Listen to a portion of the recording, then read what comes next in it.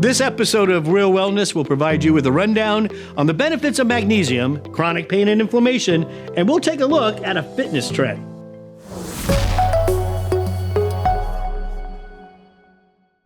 Now, a lot of people are taking magnesium for a variety of reasons, for muscle support, for bone support, and even for mood.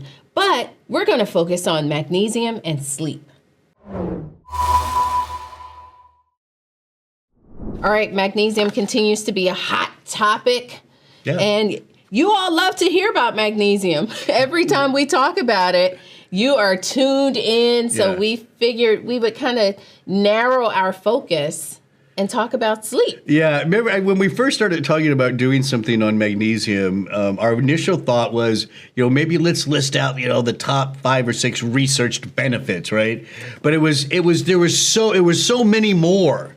Then 5 was too hard to kind of so then we were like, let's focus on one. Just let's one. focus on sleep. Yes, and we're going to highlight 3 different forms of magnesium and present research. Yeah, good research. Related to sleep with that form. So our first form is magnesium L-threonate. Right. Now, magnesium L-threonate, this is that form, just a quick reminder, right?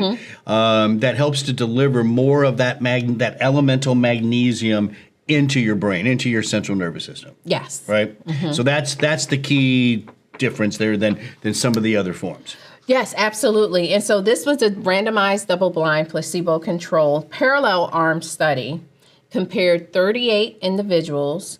They received magnesium L-threonate, 500 milligrams, providing 75 milligrams of elemental magnesium. And that's something that we may want to just pause to bring out. A lot of times you see the magnesium L-threonate, or you see these different combination forms of magnesium, and oftentimes, or sometimes the exact amount of magnesium you're getting, sometimes you don't. Yeah. So that's a question you may have to sometimes ask when you're looking, or look for that information on your label. But here, 75 milligrams of elemental magnesium was given to men and women versus a placebo.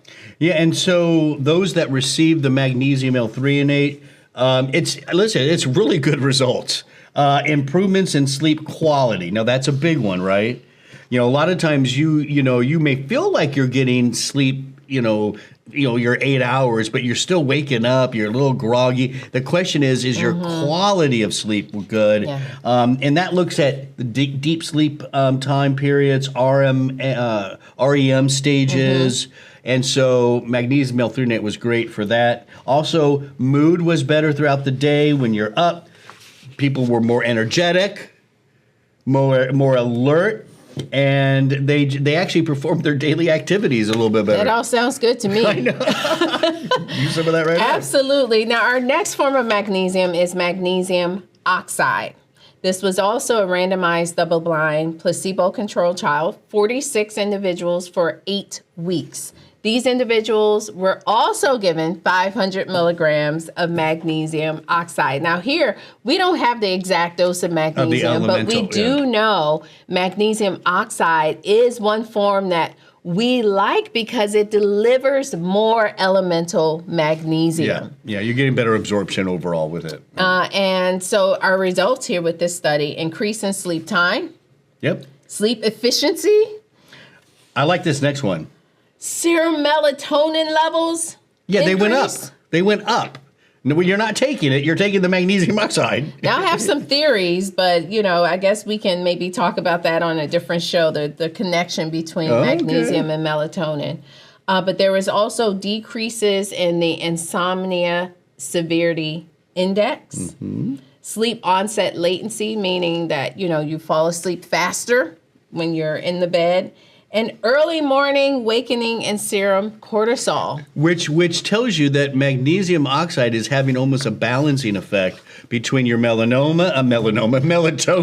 We don't want that. Melatonin at night, and when you get up, when cortisol is supposed to spike a little bit. Yeah. It's helping to regulate that in some way. I know. That's really nice. I like that. Then you have magnesium bisglycinate. Just another form of magnesium that you'll find out there. Randomized trial for 4 weeks, 155 participants. That's pretty good. They all had self-reported poor sleep. I'm not sleeping well, and you know that. Yeah. That's not hard to do. Right? You know when you're not getting a good night's sleep. Half received the magnesium, equivalent to about 250 milligrams of elemental magnesium, and half received the placebo. And the results showed modest improvement in insomnia severity compared to the placebo. Yeah, so I think what I'm thinking, I don't know if I'm thinking what you're thinking, but it seemed like the oxide and maybe even the threonate forms that where we're seeing the research maybe is a little more robust. For sure. Yeah. And I do want to say something real fast. If somebody remembers, the magnesium L-threonate study provided the 75 milligrams of elemental, but remember, a lot of that is getting into your central nervous system. That's true. With the other one, with the glycinate at 250 milligrams, you're getting some, but you're not probably getting as much as the magnesium L-threonate. Yeah. Right. If you would like to learn more, head over to lifeextension.com/good-sleep. And coming up, our Power Move segment with Weighted Vest. Weighted Vest, the current fitness trend. Do they help or do they hurt? All right, Dr. Mike and I are outside getting some fresh air, going for a little stroll, and we're talking about the weighted vests. People are wearing them at the park everywhere. on their walks, and so we decided to dig into the research. Yeah, and we have some studies. Yeah, I guess the question is are they worth it? Yeah, and I think we're looking at your exercise performance, but also bone density.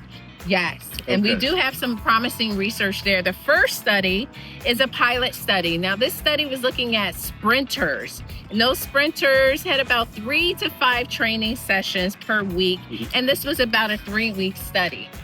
And we found improvements. Those sprinters were able to jump and perform better. And jump and run a little bit better. That's great, right? So it did help in those cases. It did help in those cases compared to the individuals who did not have the weighted vest on during those 3 weeks. And then there was it's called a systematic review, and they took, I think, about 5 different trials.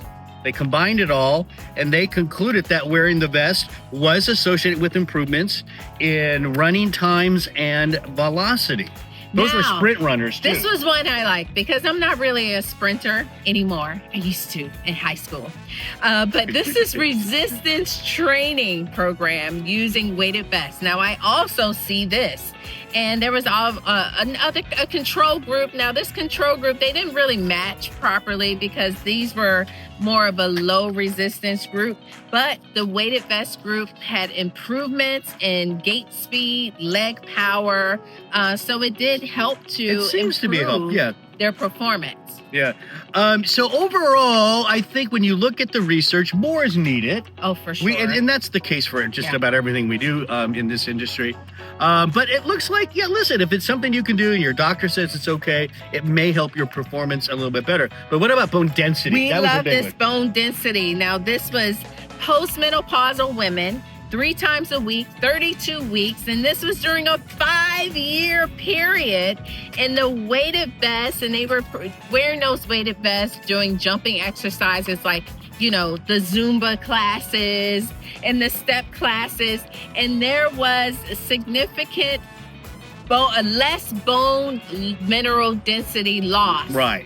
In that group. It helped to preserve the bones a little bit. It helped to preserve it. We know that's a time period where you are losing bone. So those little things can help.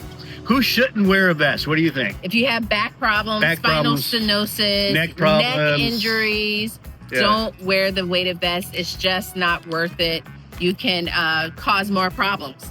Now, if you would like to learn more, just overall information on health, you can visit lifeextension.com/education to find out more.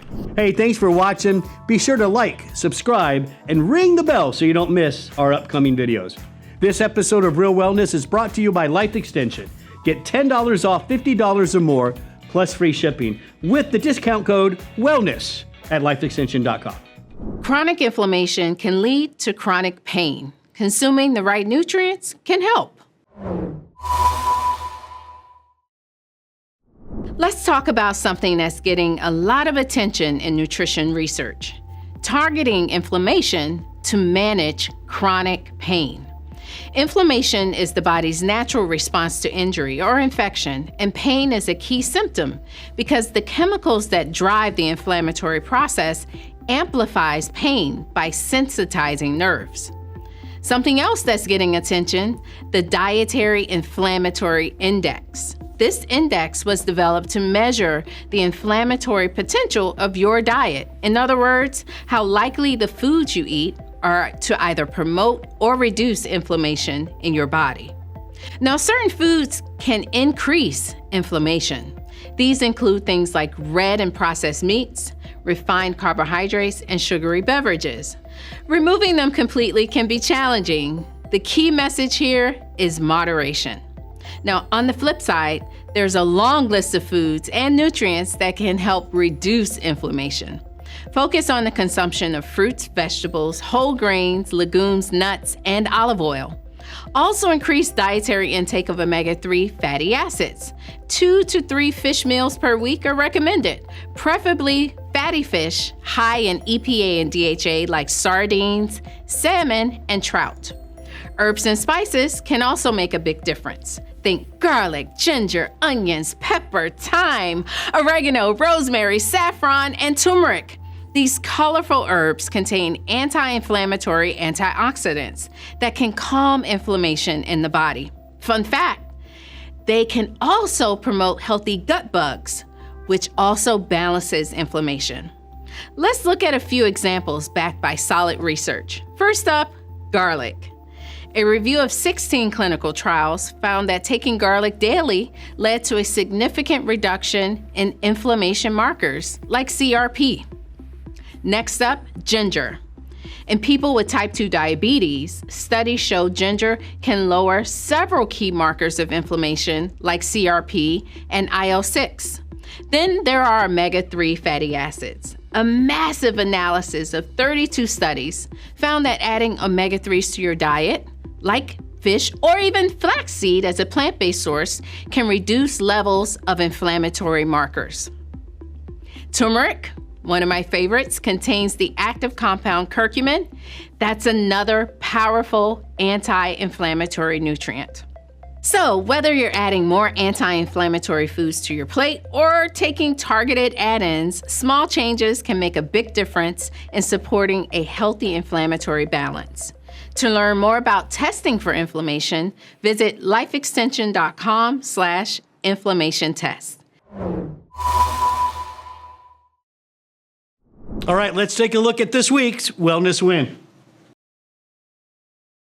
All right, hi, my name is Tom, and my wellness win is my morning routine. My morning routine consists of CrossFit, so get my body moving. I'll do walks, about 15, 20 minutes walks, and listen to a podcast or a book, and I'll meditate, and I will also do a little bit of journaling. It just prepares me for my day and sets me up for success. I love it. What time do you get up?